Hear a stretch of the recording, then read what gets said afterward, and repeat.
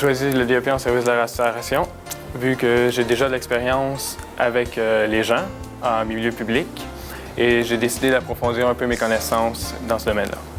Qu'est-ce qui m'a motivé à faire un DEP, c'est que j'aimais le milieu de la restauration et c'est un cours qui est quand même rapide. J'aime beaucoup les gens et le fait de jamais faire la même chose, ça me permet de me dépasser à chaque jour. C'est une formation complète en seulement 1 an. C'est très abordable et on est assuré d'un emploi en sortant de l'école. Mon nom, c'est Joanne Allaire. J'étudie en service de la restauration à l'École hôtelière de Laval. Alors moi, c'est Annie-Pierre Lépine et je suis en service de restauration.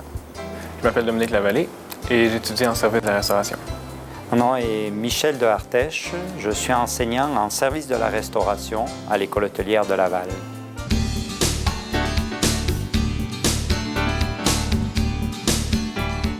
Donc, la journée typique d'un serveur ou d'une serveuse, en premier lieu, c'est de prendre connaissance un petit peu du menu, faire de la mise en place en conséquence de la journée de son travail, une bonne mise en place. Après, bon, on attaque le service. Alors, il y a l'accueil en premier, service aux tables, conseil aux clients et bon, à l'intérieur, il y a tout ce qui est technique de service, débarrassage. Et beaucoup, on va travailler plus sur l'approche du client, le conseil du client pour que le client soit satisfait quand il quitte le restaurant. Lorsque les clients arrivent dans un restaurant, dans n'importe quel autre établissement, c'est de l'accueillir, de s'en occuper du début à la fin, de prendre ce qui manque rien jusqu'à la facturation et expliquer l'explication de menu. Si le client ne comprend pas ce qu'il y a décrit sur le menu, lui expliquer, d'être au service du client du début à la fin. À la fermeture, on s'arrange pour que tout soit en ordre pour bien repartir la journée le lendemain.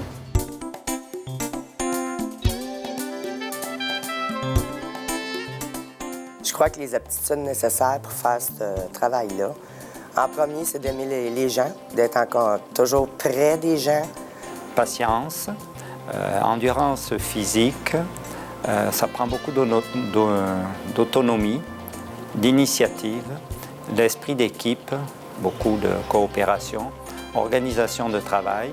Il faut être également très à l'écoute du client. Être premièrement ponctuel. Ensuite, avoir de la facilité à parler avec les gens, contrôler sa nervosité, être de bonne humeur, toujours de bonne humeur, souriant, très autonome, aimer le travail d'équipe. Également, il faut de l'endurance. Être à l'écoute des gens. Je pense que la plus belle qualité, c'est de travailler dans ce milieu-là. Il faut aimer les gens, sinon on n'est pas à la bonne endroit.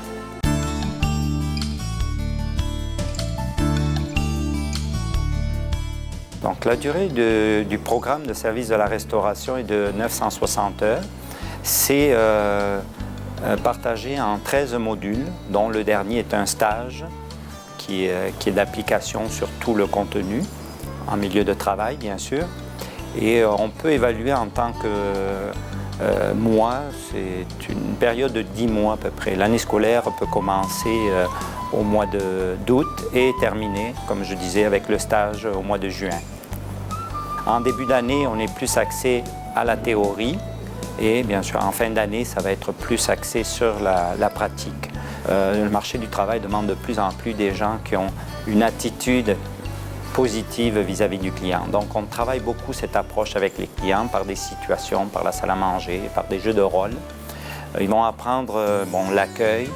Il y a tout ce qui est le volet mise en place, qui est quand même, je dirais, dans le service de la restauration, un bon service, c'est 50%, c'est la mise en place.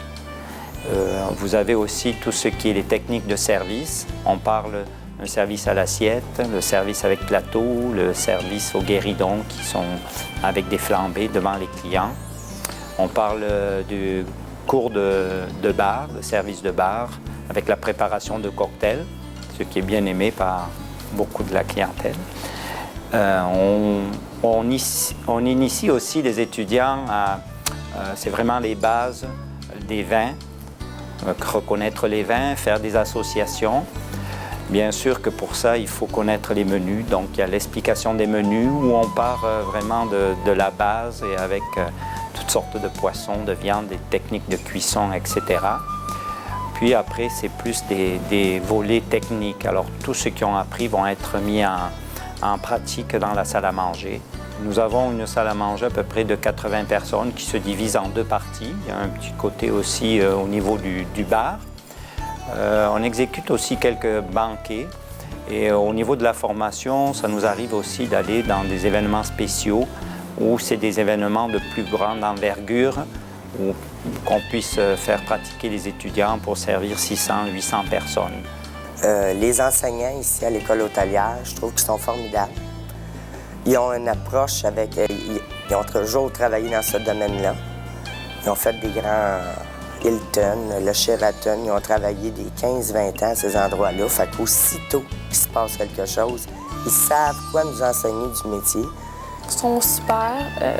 Ils sont très attentionnés. Ils nous écoutent. Si on a de la difficulté, ils sont toujours prêts à nous aider. Si notre professeur n'est pas disponible, il y en a un autre qui peut venir nous aider. On apprend vraiment, vraiment tout. C'est un cours qui est vraiment complet. Je pensais pas que c'était pourrait être aussi complet que ça. Je croyais pas qu'il y avait autant de connaissances, de détails à acquérir, et je suis très fier de les avoir eus. C'est vraiment un cours que je recommande à tous ceux qui veulent s'en aller dans ce milieu-là, parce que je pensais pas, je m'attendais pas à ça et je suis très contente. Je pense que je vais sortir formée. Puis, non, je suis vraiment, ça sera à refaire, je le referai.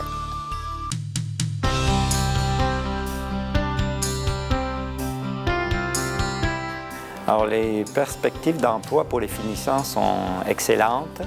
C'est un milieu où il y a beaucoup de rotation. Au mois de juin, les étudiants terminent leur année et c'est la période où les terrasses, les clubs de golf commencent la saison. Donc, on a beaucoup de demandes à ce niveau-là. Les différents types d'employeurs qui peuvent nous engager, c'est les golfs, les auberges. Il y a les hôtels, il y a des clubs privés, il y a des bars. Les grands restaurants, les restaurants familiaux, les petits restaurants, les bateaux même, les casinos. Aussi, on peut être barman dans des hôtels, dans des restaurants aussi. C'est à peu près toutes sortes de restaurants ou milieux où on sert de la nourriture, bien sûr avec une demande de serveurs ou de serveuses. Les bars, on peut aller jusque dans les trains, les bateaux. Il y a aussi des compagnies privées qui ont des salles à manger pour leurs employés. Il y a aussi du privé, il y a des maisons privées. Donc ça, c'est à libre choix à chaque candidat. J'aime le contact avec le public, j'ai toujours été là-dedans. Puis de m'occuper d'un client du début à la fin puis de le rendre satisfait, je suis heureuse. Si j'avais à refaire le même choix, oui, je le ferais, car j'aime ce que je fais et je me vois pas ailleurs que dans le service de la restauration.